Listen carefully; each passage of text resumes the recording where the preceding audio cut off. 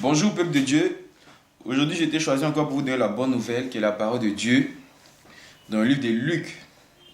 Luc 18, verset 27, qui nous dit, là c'est Jésus qui parle, Jésus répondit, ce qui est impossible aux hommes est possible à Dieu. Dieu dit ce qui est impossible, Jésus dit ce qui est impossible à l'homme est possible à Dieu. C'est-à-dire il y a des malades qui vont à l'hôpital. Il y a des malades qui ont des plaies vraiment graves. Quand toi-même tu regardes, tu es dépassé, qui vont à l'hôpital. Et le docteur, les médecins leur disent non, qu'on ne peut rien faire parce que c'est grave. On ne peut rien faire, on ne peut que regarder ça comme ça. Mais les docteurs qui ont dit ça, là, ce sont des hommes. Ce sont des hommes qui ont parlé, mais Dieu n'a pas encore parlé. Dieu n'a pas encore dit son dernier mot. Ceux qui t'ont dit qu'on ne peut rien faire pour cette plaie, ceux qui t'ont dit qu'on ne peut rien faire pour la maladie que tu as, ce n'est pas Dieu qui a parlé, c'est l'homme qui a parlé. Mais Dieu te dit que si tu suis ces versets, ce que l'homme a dit qu'il ne peut pas faire, Dieu te dit que lui, il peut faire.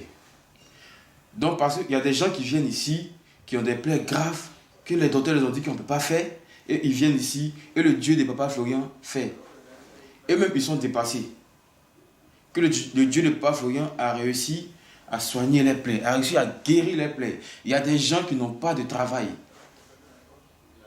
Ils sont allés partout. Ils ont déposé les CV, les diplômes un peu partout.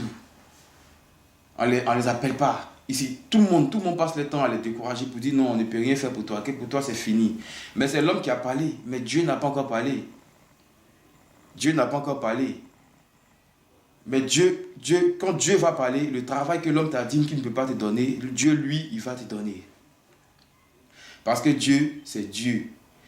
Tout ce qui est impossible aux hommes est possible à Dieu. C'est-à-dire, l'homme ne peut pas s'arrêter sur le tâche ici pour sauter et puis il va survivre, c'est impossible. Mais Dieu, lui, il peut s'arrêter là, puis sauter.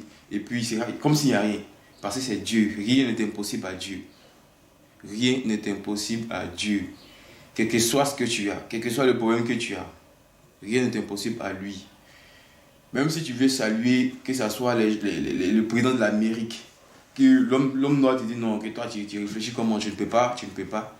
Mais Dieu te dit que rien n'est impossible à lui si tu écoutes ce que Jésus a dit. Parce que c'est Jésus qui a parlé. Jésus dit que rien n'est impossible à son Père.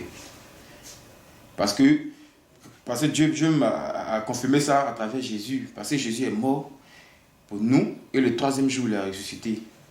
Personne, aucun être humain ne pouvait croire que Jésus pouvait ressusciter. Mais Jésus a dit que son Père a dit qu'il va ressusciter. Et qui est son Père? Il a dit que son Père c'est Jésus.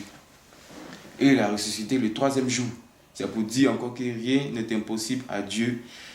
Donc n'essayons pas d'aller chercher la réussite quelque part. Parce qu'on se dit que on va aller à l'église, ça ne peut pas marcher, ça ne va pas marcher. Mais Dieu te dit que rien n'est impossible à lui. Au lieu d'aller chercher ça ailleurs, reste plutôt en lui pour chercher parce que rien n'est impossible à lui. Mais il faut te mettre ça dans la tête. Ne te dis pas que tu n'es rien, tu es fini, tu ne peux pas aboutir à quelque chose. Dieu te dit que c'est faux parce que le verset encore te dit que rien n'est impossible à Dieu.